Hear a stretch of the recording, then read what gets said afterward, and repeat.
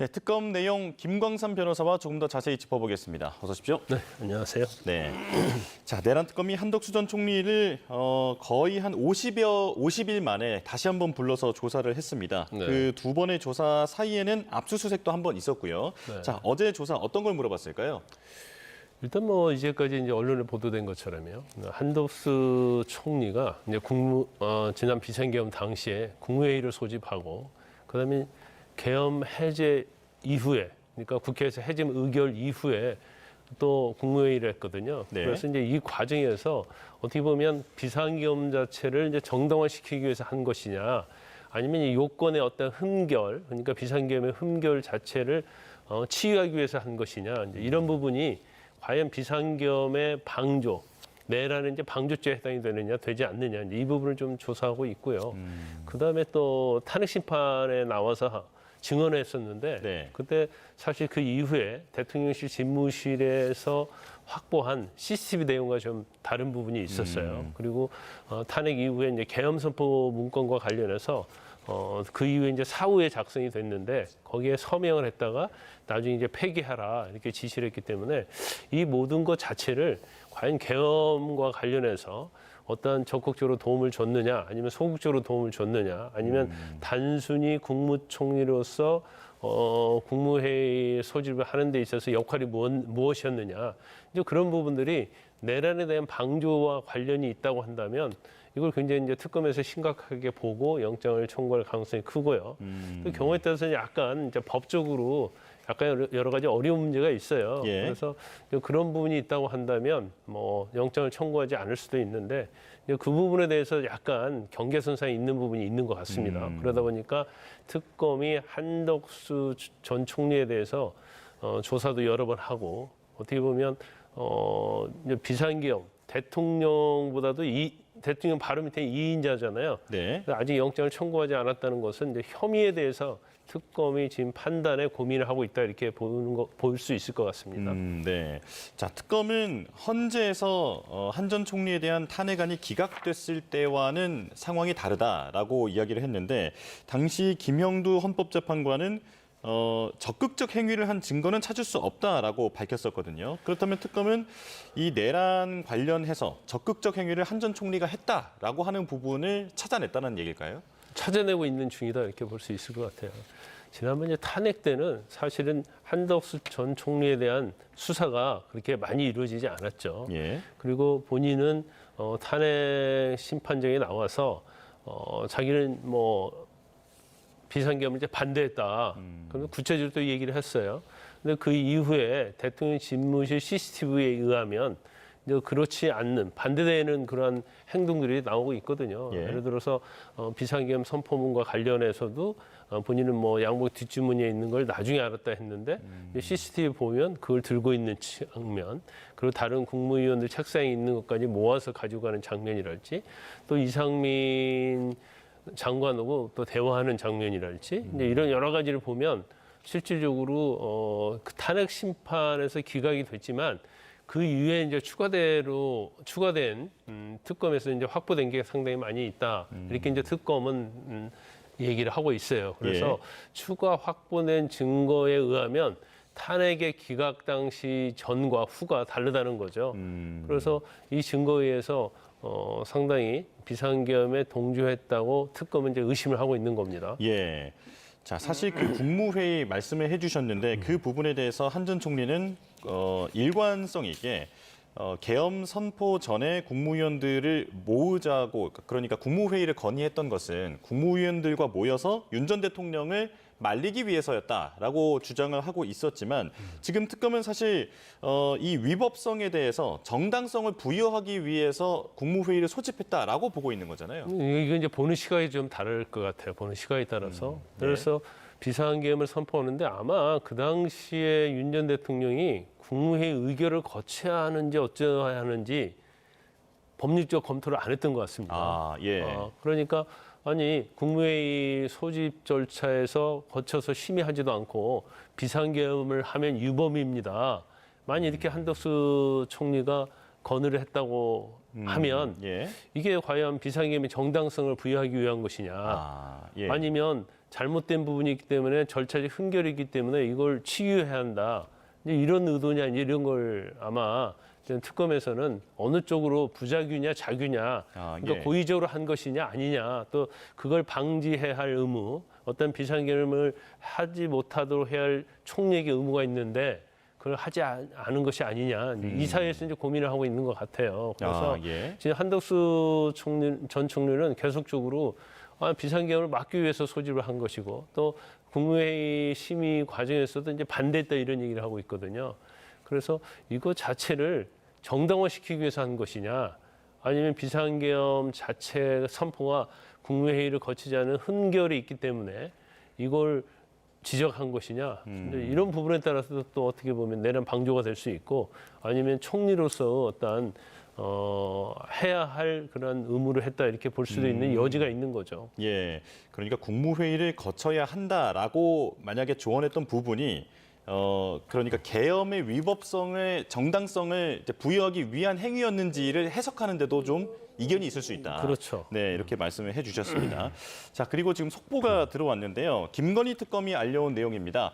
김건희 씨에 대한 구속 기간이 어제 법원에 의해서 8월 31일까지로 연장 결정되었음을 알린다라고 밝혀왔습니다.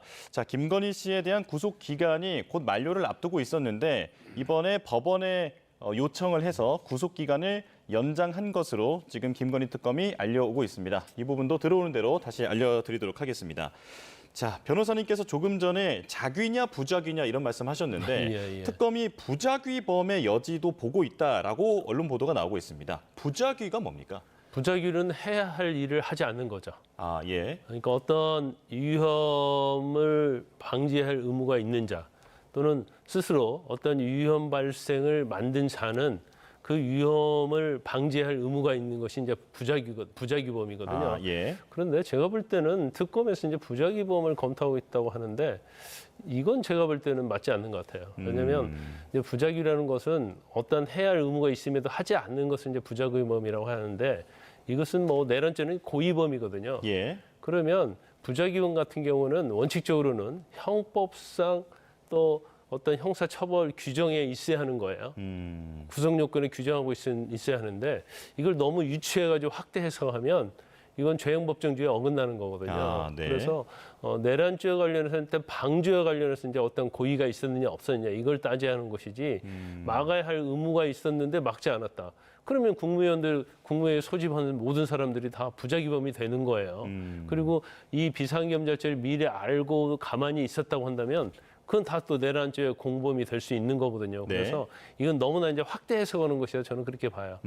그래서 부작위범까지 뭐 검토를 하고 있다고 하는 건데 제가 볼 때는 그건 맞지 않는 것 같아요. 예. 그런데 실질적으로 이제 계엄 사후에 계엄 선포문 작성한 다음에 서명을 하고 폐기하도록 했고, 이런 전체적 과정에서 과연 고의적으로 내란을 하도록 도와줬느냐, 도와주지 않았느냐, 이제 그 부분이 인정 여부에 따라서 제가 죄의 성립이 결정이 될 거라고 봅니다. 예. 자, 김건희 씨 얘기로 좀 넘어가 보겠습니다. 김건희 특검이 원래 당초 오늘 김건희 씨를 소환했는데 내일 오후로 연기가 됐거든요. 네. 자필 사유서를 넣었다고 하는데 이게 어떤 내용입니까? 아마 지금 우울증에 걸려가지고요. 지금 병원에 입원한 걸로 알려져 있어요. 그래서 네. 일단 뭐 건강이 좋지 않았기 때문에 출석할 수가 없다. 그런데 사실 이제 출석할 수 없다고 하니까 그러면 다음 날 10시에 출석하라 이렇게 통보를 한 걸로 알려져 있습니다. 그런데 아마 지금 건강상 이유로 입원을 했는데 그 다음 날 또 출석을 하면 출석할 수 있을지는 모르겠어요. 그래서 지금 뭐 질병 사유는 이제 우울증으로 알려져 있습니다. 예. 우울증은 정신적인 어떤 질병이잖아요. 그래서 이걸 이제 특검에서 앞으로 어떻게 용인할지 모르겠어요. 그리고 지금 구속 기간이 22일까지였어요, 원래. 네. 그런데 특검의 입장에서 보면 22일까지 조사가 마치지 못할 것이다 생각하고 있기 때문에 구속기간 연장을 해서 결국 이제 31일까지 구속기간 연장을 한 거죠. 예. 그렇다면 그 말씀해주신 31일까지 연장되어 있는 이 구속 기간 동안에 수차례 더 소환 조사를 해서 혐의 다지기에 나서겠다 이런 의도로 보면 될까요? 그렇죠. 그런데 뭐 김건희 여사가 지금 소환을 해도 네. 거의 진술 거부권 행사하고 있잖아요. 그렇죠. 그 사실 이제 소환의 의미가 없어요. 그렇지만 이제 김건희 여사 측의 입장에서는 이제 소환을 하지 않게 되면 결과적으로 이제 강제 구인할 수 있잖아요. 그런 여지가 첫 번째 있고, 두 번째는 나중에 이제 양형에 있어서 이제 불리하게 작용할 가능성이 있기 때문에 예. 이제 소환에는 뭐 응하는 그러한 형태를 취하고 있지만 실제로 소환에 응해서 진술 거부권을 행사하기 때문에 어차피 뭐 특검도 사실은 얻을 게 없고 또 김건희 여사 측도 거의 뭐 출석 안 한 거나 똑같은 그런 상황이거든요. 예. 그래서 저걸 이제 특검이 앞으로 어떻게 할지는 모르겠어요. 네. 김건희 씨에 대해서 신주 인수권 행사 등을 논의하는 그 녹취록을 제시하면서 주식을 모른다는 것은 믿기 어렵다라고 특검이 몰아붙인 부분에 대한 질문을 드렸는데요. 자, 사실 김건희 씨는 권리 매도를 공매도로 오인할 정도로 나는 주식에 대해서는 전문적인 지식이 없다라고 얘기하고 있는 상황 아닙니까? 근데 이제 특검도 마찬가지고요. 김건희 씨도 마찬가지고 이게 신주인수권을 알았다고 해서 주식 전문가가 아니고 예. 몰랐다고 해서 전문가 아닌 게 아니에요. 더구나 이제 권리매도에 대해서 공매도와 혼돈했다고 해서 이걸 알고 모르고는 의미가 없어요. 왜냐하면 신주인수권이라는 것은 일단 뭐 모르겠어요. 이제 그 전환사채 관련해서 신주인수권부 사채를 의미하는지는 모르겠지만 우리가 보통 유상증자를 한다랄지 신주인수권부 사채, 전환사채로 해서 주식으로 전환을 하면 그 상장 이틀 전에 이것을 매도할 수 있거든요. 이걸 이제 권리매도라고 하는데 그 일종의 이게 뭐 공매도는 주식이 없는 상태에서 매도를 하는 거고 예. 그다음에 권리매도는 자기가 주식은 갖고 있는데 팔 수 있는 기간 이틀 전에 매도할 수 있는 것이 권리매도예요. 그런데 일반인 같으면 좀 약간 헷갈릴 수 있죠. 네. 왜냐하면 현재 상장 안 되는데 팔기 때문에 이게 공매도랑 똑같다고 개념을 갖고 있을 수도 있어요. 그래서 이거 알고 있느냐 모르고 있느냐에 따라 주식 전문가냐 아니냐 할 수 없는 거고 신주인수권이라는 것은 그냥 뭐 한 1, 2분 설명하면 누구나 알아들 수 있는 내용이거든요. 그렇기 때문에 뭐 특검도 신주인수권에서 알고 있었다. 그래도 전문가다 이렇게 얘기할 수 있는 건 아니고 예. 중요한 것은 도이치모터스에 대한 주가 조작한 걸 알면서도 아무리 주식의 비전문가라 할지라도 나의 계좌를 맡기고 거기서 어떤 수익을 얻으려고 했다랄지 수익을 보장받았다랄지 아니면 손해가 됐을 때 얼마를 담보해주겠다고 했다랄지 그러면 주식에 가담한 게 되는 것이지 예. 이게 뭐 권리매도 공매도 아니면 신주인수급에서 알고 모르냐에 따라서 이게 뭐 주가 조작에 가담했느냐 여부 이런 것들이 좌우하지는 않습니다. 예. 자, 짧게 이거 하나만 여쭤보겠습니다. 지금 전성배 씨 자택에서 발견한 5천만 원 그 관봉권, 검찰이 띠지와 스티커를 분실했다고 하는데 네. 대검이 감찰에 나섰죠. 이게 어떻게 된 일일까요? 일단 그 이제 건진법사가 이제 전성백 씨가 공천에 개입한 혐의를 받고 이제 그걸로 이제 구속됐었지 않습니까?